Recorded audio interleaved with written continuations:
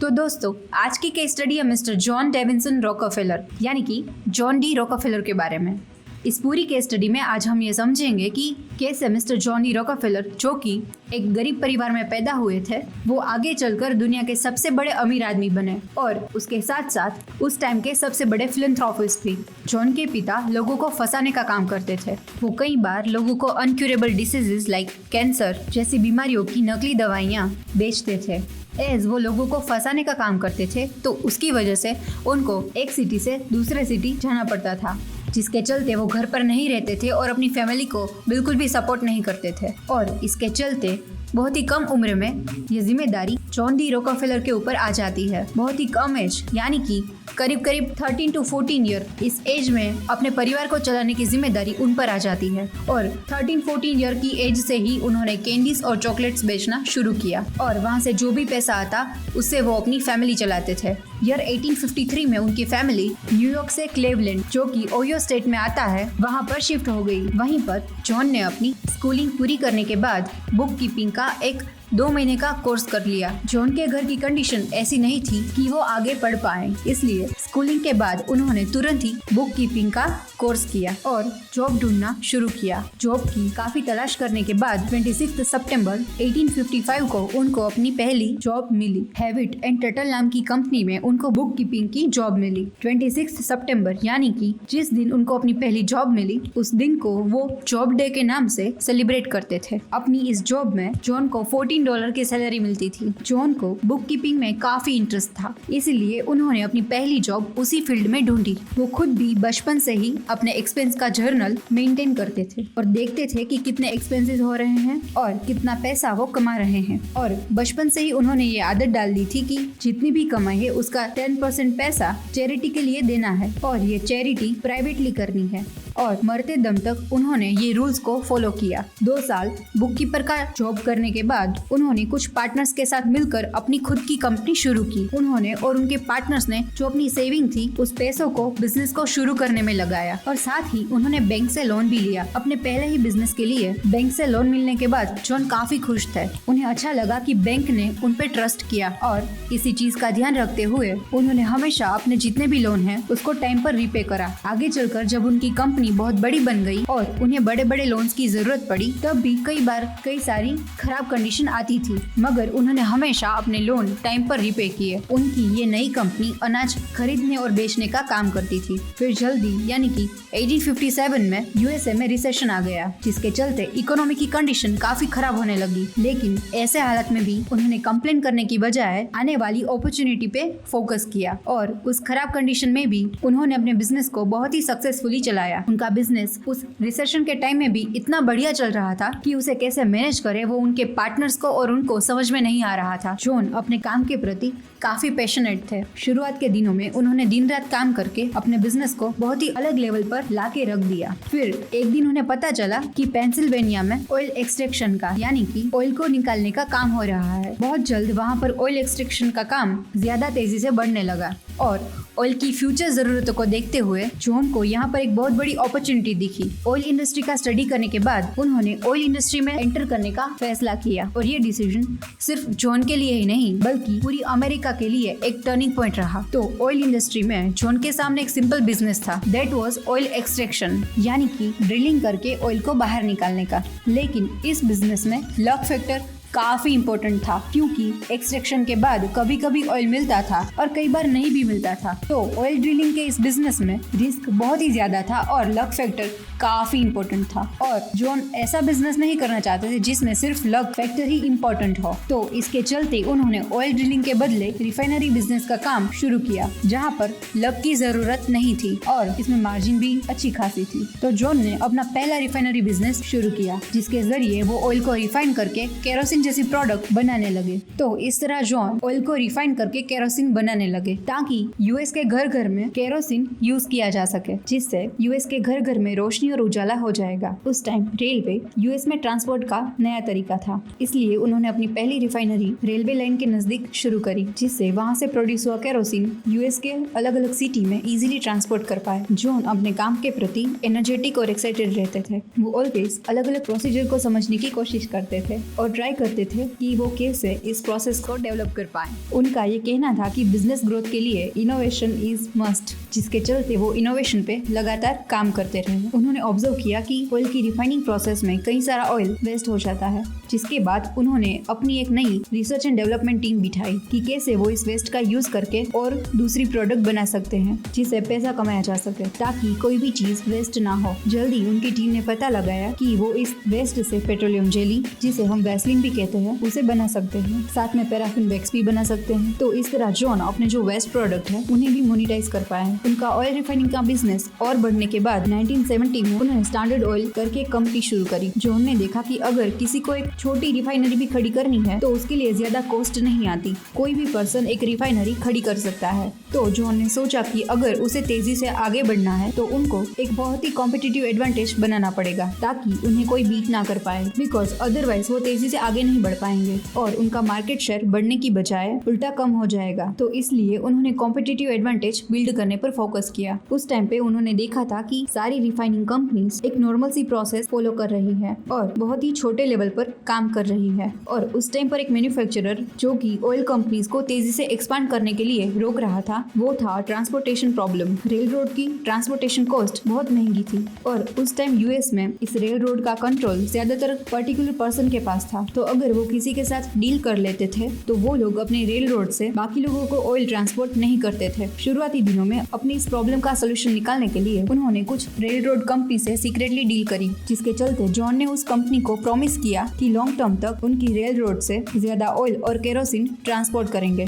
और उसके बदले उन्होंने उस रेल रोड कंपनी से ट्रांसपोर्टेशन के लिए कम कॉस्ट लगाने की डिमांड करी और रेल रोड कंपनीज ने भी उसे एक्सेप्ट कर लिया। इसके बाद जॉन डी रॉकफेलर की कंपनी स्टैंडर्ड ऑयल की ट्रांसपोर्टेशन कॉस्ट बहुत ही कम हो गई, जिससे लोगों को केरोसिन बहुत ही कम दाम में मिलने लगा।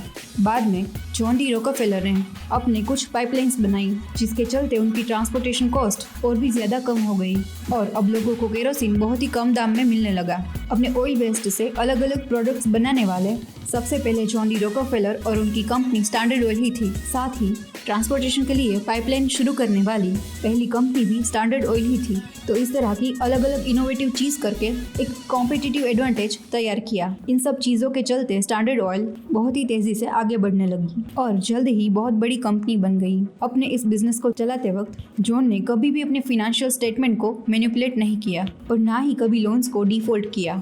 इसलिए जब भी कभी स्टैंडर्ड ऑयल पे खराब टाइम आता था तो बैंक्स तुरंत स्टैंडर्ड ऑयल की हेल्प करने के लिए आगे आ जाती थी। तो इस तरह की एक इमेज स्टैंडर्ड ऑयल की बन चुकी थी। एक बार स्टैंडर्ड ऑयल की एक रिफाइनरी में आग लग जाती है। उस टाइम भी बैंक ने खुद आकर स्टैंडर्ड ऑयल की हेल्प करी थी। ऐसे ही जब एक बार स्टैंडर्ड ऑयल प्रॉब्लम में आई थी तो यूएस के एक बिजनेसमैन ने सामने से आकर जॉन डी रॉकफेलर की हेल्प करी थी। तो बिजनेस अच्छा खासा बढ़ाने के बाद जॉन डी रॉकफेलर ने दूसरी रिफाइनरी कंपनीज को अक्वायर करना शुरू किया। उनके एक्विजिशन की प्रोसेस इतनी फास्ट थी जिसके चलते वो एवरी मंथ 3 से 4 रिफाइनरी को एक्वायर करते थे। स्टैंडर्ड ऑयल का जितना भी प्रॉफिट आता था उसे वो एक्सपेंशन के लिए यूज करते थे और बाकी रिफाइनरी को अक्वायर करने के लिए यूज करते थे। अपनी फास्ट एक्विजिशन की प्रोसेस उन्होंने बहुत टाइम तक जारी रखी और उसके लिए उन्होंने बहुत सारे लोन्स भी लिए और जल्द ही यानी कि 1882 तक स्टैंडर्ड ऑयल अमेरिका की सबसे बड़ी कंपनी बन गई। पूरे अमेरिका की 90% रिफाइनरी स्टैंडर्ड ऑयल के पास थी और पूरे अमेरिका को जितना केरोसिन सप्लाई होता था उसमें से 98% केरोसिन स्टैंडर्ड ऑयल से आता था। यानी कि एक तरह से उन्होंने मार्केट में पूरी मोनोपोली तैयार करी थी। फिर 1890s तक उनका बिजनेस बहुत ही बढ़ गया था और फिर मिड 90s में उन्होंने रिटायरमेंट ले ली और अपना पूरा फोकस फिलैंथ्रोपी पे लगाया। यानी कि रिटायरमेंट के बाद वो पूरी तरह फोकस करके चैरिटी और डोनेशन करते रहे। बाद में यूएस के जो और बड़े बिजनेसमैन थे जैसे कि मिस्टर एंड्रयू कार्नेगी, उन्होंने भी जॉन डी रॉकफेलर का ये रास्ता यूज़ किया।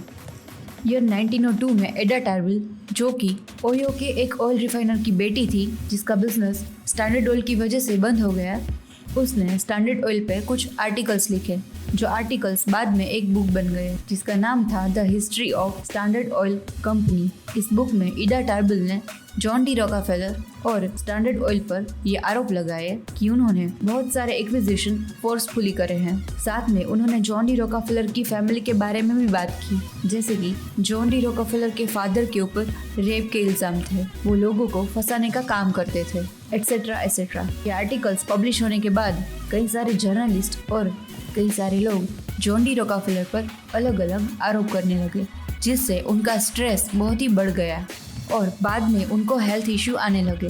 उस टाइम पे जॉन डी रॉकफेलर की फिलैंथ्रोपी के बारे में बहुत कम लोग ऐसे थे जो जानते थे, क्योंकि मिस्टर रॉकफेलर का मानना था कि अगर फिलैंथ्रोपी करनी है तो उसे प्राइवेटली करना चाहिए। जैसे कि हमने देखा कि बहुत ही कम उम्र से उन्होंने चैरिटी के लिए पैसा देना शुरू किया था और बाद में जब वो रिच बने तो उन्होंने अपने पैसों से यूनिवर्सिटी ऑफ शिकागो शुरू किया। लेकिन आज भी यूनिवर्सिटी ऑफ शिकागो के कैंपस में हार्डली ऐसी कोई चीज़ मिलेगी जिससे ये पता चलता हो कि यूनिवर्सिटी ऑफ शिकागो को जॉन डी रॉकफेलर ने खड़ा किया है। 1893 में जॉन डी रॉकफेलर की मुलाकात स्वामी विवेकानंद से होती है, जिसमें जॉन डी रॉकफेलर ने स्वामी विवेकानंद से फिलैंथ्रोपी एंड चैरिटी के बारे में कुछ एडवाइस ली। बाद में स्टैंडर्ड ऑयल पर और भी अलग अलग आरोप लगने लगे। उन पर मेन आरोप यह था कि उन्होंने एक मोनोपोली क्रिएट करी है और इस मोनोपोली को तोड़ने के लिए साल 1911 में यूएस सुप्रीम कोर्ट ने एंटी ट्रस्ट रेगुलेशन के अनुसार स्टैंडर्ड ऑयल को 34 अलग अलग कंपनीज में ब्रेकअप होने के लिए कहा, जिसके बाद स्टैंडर्ड ऑयल 34 अलग अलग कंपनीज में ब्रेकअप हुई, जैसे कि Exxon, Chevron etcetera etcetera. Exxon ने बाद में मोबिल के साथ मर्जर किया और फिलहाल एक्सॉन मोबिल का मार्केट कैपिटलाइजेशन 187 बिलियन डॉलर है, यानी कि करीब करीब 14 लाख करोड़। और इसके साथ साथ शेवरॉन का मार्केट कैपिटलाइजेशन 170 बिलियन डॉलर है, यानी कि अप्रोक्स 11 लाख करोड़। इन कंपनीज की वैल्यू और भी बढ़ गई और जॉन डी रॉकफेलर और भी ज़्यादा अमीर बन गए। ईयर 1916 में वो दुनिया के सबसे पहले बिलियनर बन गए। उनकी नेटवर्थ यूएस की इकोनॉमी की 2% थी। तो आप समझ सकते हो कि स्टैंडर्ड ऑयल कितनी बड़ी कंपनी बन गई थी और मिस्टर जॉन डी रॉकफेलर का नेटवर्थ कितना ज़्यादा था। फिलहाल यूएस की इकोनॉमी करीब करीब 20 ट्रिलियन डॉलर है, जिसका 2% होता है 400 बिलियन डॉलर, यानी कि करीब करीब 30 लाख करोड़।